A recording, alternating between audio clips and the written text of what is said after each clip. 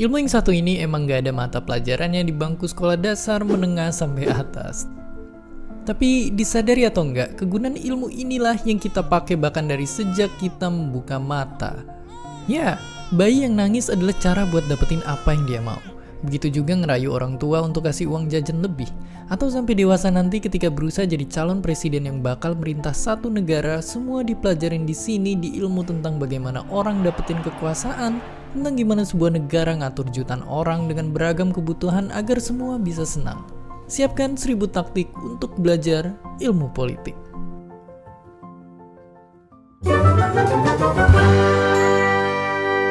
Sekarang ratusan pemerintahan tersebar di seluruh dunia. Politik jadi penentu utama apakah kita bakalan hidup nyaman atau mengenaskan.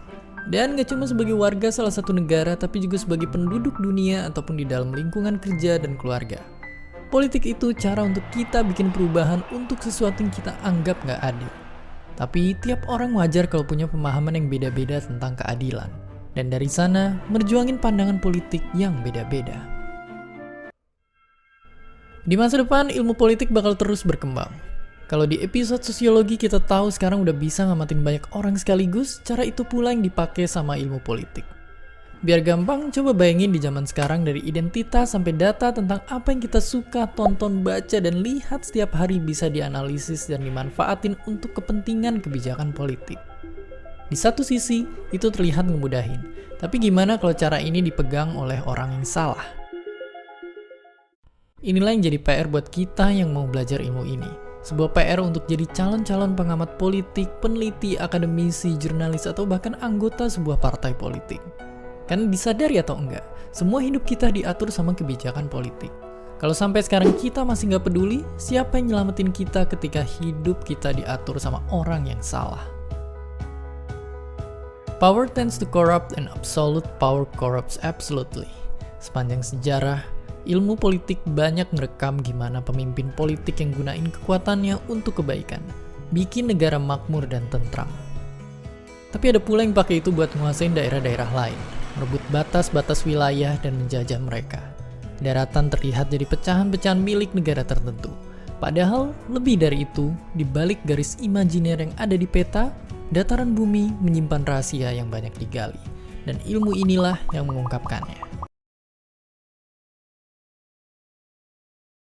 Halo Romo Ramon dan teman-teman, saya Cornelius Marcelino Seng akan mencoba untuk membagikan pengalaman belajar saya mengenai teori politik dari Thomas Aquinas. Berikut sumber referensi yang saya gunakan dalam mengerjakan presentasi kali ini. Ada dari Jurnal Cakrawala yang ditulis oleh Agus Dedi dengan judul Analisis Pemikiran Filsafat Politik Thomas Aquinas, dan 2 sumber lain berasal dari internet. Secara garis besar, pemikiran atau teori politik dari Thomas Aquinas hampir sama dengan teori politik dari Aristoteles. Oleh karena itu, pada kesempatan kali ini, saya akan mencoba membahas topik yang berkaitan dengan teori politik dari Thomas Aquinas, yakni yang pertama, manusia, kemudian hukum, negara, dan pemimpin. Sebelumnya, pemikiran Thomas Aquinas mengenai politik itu banyak tertuang dalam karyanya yang berjudul De Regno atau De Regimine Principium. De Regno sendiri ditulis oleh Aquinas dan itu ditujukan untuk Raja Siprus. Dalam De Regno, Thomas menuliskan mengenai bagaimana seorang raja harus menjalankan kekuasaannya. Kekuasaan harus dijalankan demi kebaikan bersama. Karena apa? Karena sumber dari kekuasaan juga berasal dari kebersamaan. Raja sebisa mungkin harus mendahulukan kebaikan bersama dan kepentingan bersama sebagai prioritasnya melebihi dari kepentingan pribadinya. Masing-masing profesi dalam masyarakat adalah ditujukan untuk kepentingan bersama melalui peran dari masing-masing profesi tersebut bagi dunia sosial.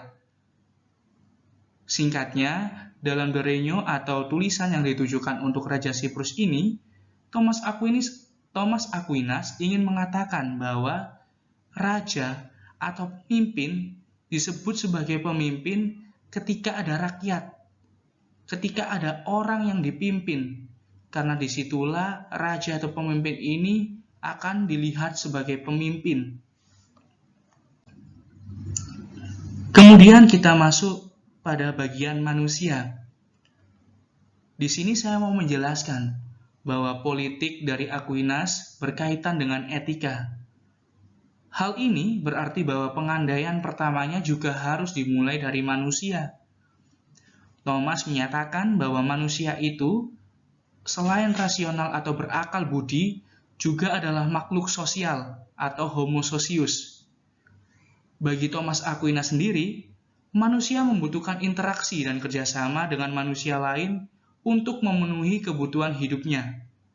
Maka, manusia yang bersifat sosial dan politis, yang tidak hanya berdasarkan dengan insting, tapi juga akal budinya itu, menyebabkan manusia juga disebut sebagai makhluk politik, yang hidupnya akan saling bergantung dengan manusia yang lainnya untuk mendapatkan hidup yang layak dan membentuk suatu komunitas untuk menyalurkan serta mengembangkan pemikiran dan akal budi mereka, yaitu negara yang merupakan kebutuhan kodrati manusia.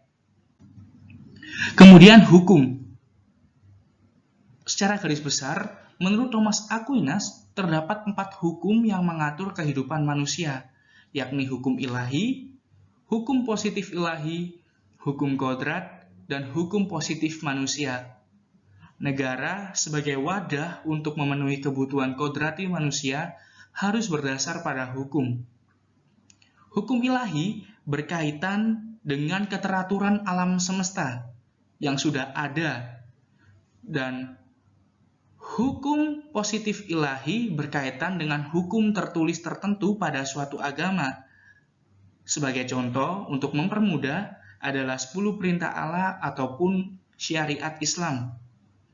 Kemudian, hukum kodrat berpartisipasi pada hukum ilahi, dan hukum kodrat inilah yang mendasari hukum positif manusia. Hukum positif manusia berkaitan dengan norma atau hukum tertulis manusia itu sendiri, seperti undang-undang atau norma yang berlaku di kehidupan sehari-hari. Kemudian ada negara. Menurut Thomas Aquinas, negara merupakan lembaga sosial, manusia yang paling tinggi dan luas yang berfungsi untuk menjamin manusia memenuhi kebutuhan fisiknya, yang melampaui kemampuan lingkungan sosial lebih kecil seperti desa dan kota. Maksudnya adalah bahwa Aquinas melihat homo socius ini melebihi dari komunitas kecil, melainkan bisa menjangkau komunitas yang lebih besar. Dan karena kekuasaan berasal dari Tuhan, maka haruslah dipergunakan demi kebaikan bersama. Dan tidak dibenarkan begitu saja, karena itu berarti pengingkaran terhadap anugerah Tuhan. Gagasannya akan negara memang tidak berbeda jauh dengan apa yang digagas Aristoteles, seperti yang saya katakan di awal tadi.